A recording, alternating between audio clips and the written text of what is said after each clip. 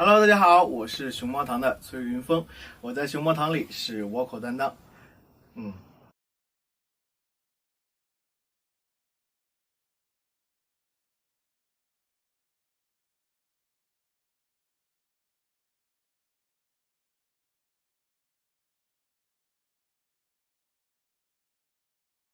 我的成长环境，我从小在东北长大，我的家乡是辽宁盘锦啊，然后都是大米，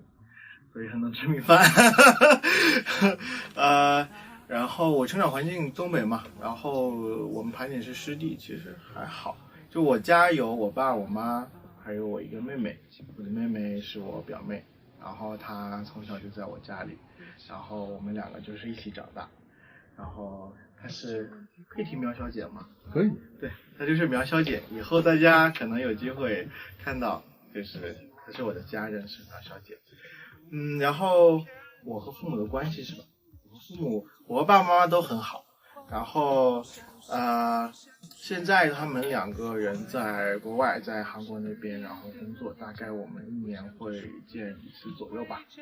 对，但是今年因为疫情的关系的话，可能他们就没有办法回来了。然后其实我也比较在特别关注一下全球疫情的发展，所以也挺担心嘛，他们在外面。最让我记忆深刻的一句话是，让我印象深刻，我可能记不太清楚他的原话，但是我记得就是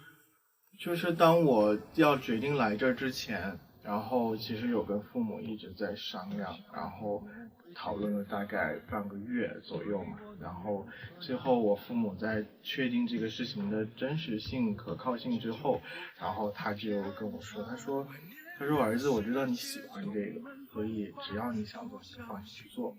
就是基本他的意思是这个，但原话我记不太清楚了，但就是大概就是说，他让我无所顾忌的去，因为我其实蛮担心他们俩的，因为他俩的年纪也挺大的，我就属于那种老来得子的人，然后所以他们两个是就是基本上的意思就是让我不要考虑他们两个，就是说你只要就是放心去做，完成你想去做的工作、想去做的事就行了，毕竟机会难得。他就是比较怀疑，倒也反对可能不至于，但是就是有点就是因为我刚跟他们说这个消息的时候，他们就会想，哎，这个东西是不是真的？你会不会被骗？然后我就想办法去证实这个公司是可靠的，然后这件事情是有可信性的，是真实的，然后他们就放心。其实他们对于我唱歌这件事情，包括什么都没有反对。其实当时你那个爸爸妈妈，我没有钱给他们骗。对，我没有钱给他们骗，我穷得很。我爸妈，我给我爸妈看，我每次我们出什么东西的时候，我都会第一时间给他俩看。然后给他俩看的时候，他俩可能说不出什么，就是特别那什么的话，但是一般来说的回答就是挺好的，然后笑眯眯的，对，然后他说就说我的妆，我妈会说我的妆之类的，就是而且粉丝朋友们有的时候也会说嘛，说峰峰烟熏妆什么的，然后他尤其是有一件事情，就是我们去央视演出的那一次，然后我把视频发给他们看，我那个时候我爸是蛮骄傲的，然后他就觉得说儿子上央视了，这个他当时挺高兴的。这个光宗耀祖，对，光宗耀还没上春晚呢，上春晚才光宗耀祖。